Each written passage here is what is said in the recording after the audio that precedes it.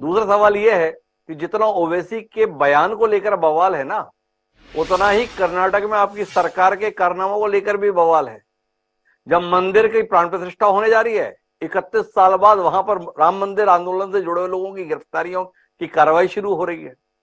थोड़ा समझना मुश्किल हो रहा है कि केवल ओवैसी ही भाजपा की मदद कर रहे हैं या कर्नाटक के मुख्यमंत्री सिद्धारमैया भी भाजपा की मदद करने के लिए देश के स्तर पर व्याकुल हो उठे। इस प्रकार के जहां जहां यदि कोई इस प्रकार का, मैं कहता हूं कि यदि धारा 144 मान लीजिए लगाई गई है और उसका उल्लंघन होता है, उसका किसी प्रकार से वायलेशन किया जाता है, तो ऐसे में सरकार को जो है एक गिरफ्तारी करनी पड़ती है ताकि कानून व्यवस्था और शांति व्यवस्था बनी रहे।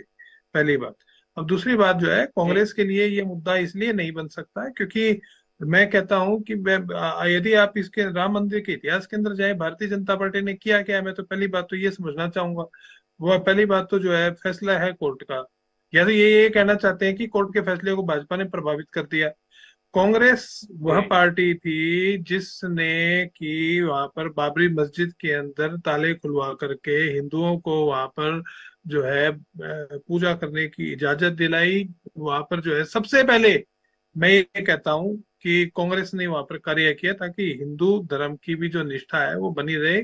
हिंदू जो वहां पर पूजा करते रहते हैं, करने जा रहे हैं, उनकी भी निष्ठा बनी रहे।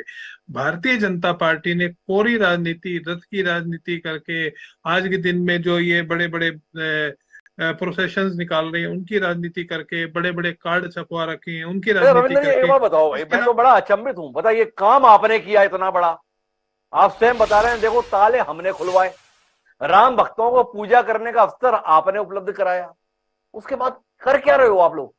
अब जब मंदिर बन रहा है, एक आदमी को पहुंचाने की व्यवस्था कांग्रेस का कोई नेता कर रहा हो, अयोध्या दिखाई नहीं दे रहा। भाजपा ने पूरी ताकत लगा दी है, अपने सारे विधायक सांसदों को कह दिया भाई 5-5 हजार लोगों को तुम्हें रामलला के दर्शन कराने, आप माहौल को दिखे।